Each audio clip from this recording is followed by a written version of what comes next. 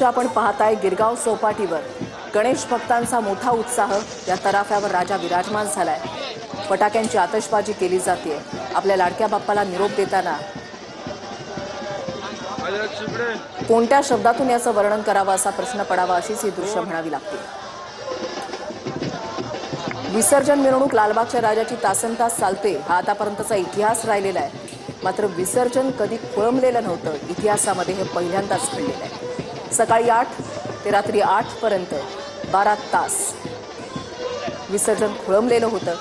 अखेर लालबागच्या राजाला नवीन तराफ्यावर चढवण्यात आलं।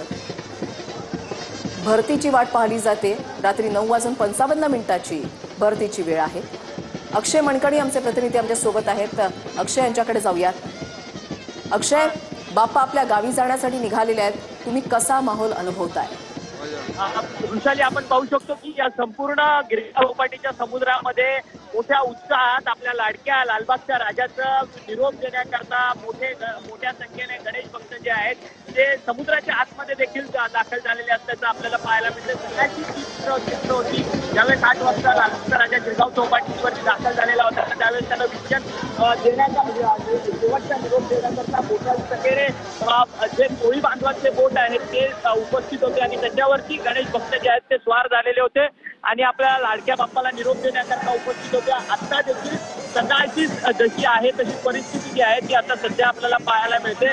लाडक्या लालबागचा राजा विसर्जनाचा याची डोळा हे दृश्य पाहण्याकरता समुद्रात देखील कोळी बांधवांच्या बोटवरती मोठ्या संख्येने गणेश भक्त जे आहेत ते उपस्थित असल्याचं आपल्याला पाहायला मिळते। गेले 10 दिवस संपूर्ण या गणेशोत्सवामध्ये आपल्या लाडक्या बाप्पाची मनोभावे सेवेने पूजा केली आणि आता अनंत चतुर्दशीच्या दिवशी संपूर्ण आपल्या लाडक्या बाप्पाला भावनीय पद्धतीने निरोप देताना हे सगळे आपले गणेश भक्त आपल्याला या ठिकाणी पाहायला मिळतात। आपण पाहू शकतो की लालबागच्या राजासाठी यावर्षी अत्याधुनिक पद्धतीची स्वयंचलित तराफा जी आहे ती तयार करण्यात आलेली होती। ही संपूर्ण तराफा गुजरातमध्ये तयार करण्यात आलेली होती।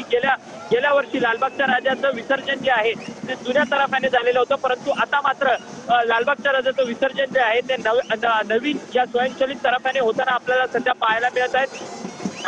संपूर्ण तराफ्यावरती मोठ्या संख्येने गणभक्त आणि लालबाग मंडळाचे पदाधिकारी जे आहेत ते या ठिकाणी उपस्थित असल्याचं आपल्याला पाहायला मिळत आहे। अनंत अंबानी हे देखील आता विसर्जनाच्या या ठिकाणी उपस्थित झालेले असल्याचं पाहायला मिळतं। तराफ्यावरती अनंत अंबानी, सुधीर साळवी हे सर्वच लोक जे आहेत ती तराफ्यावरती आपल्याला या ठिकाणी, परंतु लालबागच्या राजाचं विसर्जन जे आहे त्या सकाळी 10 ते 12च्या दरम्यान होणं अपेक्षित होतं, परंतु जवळपास तब्बल 12 तास।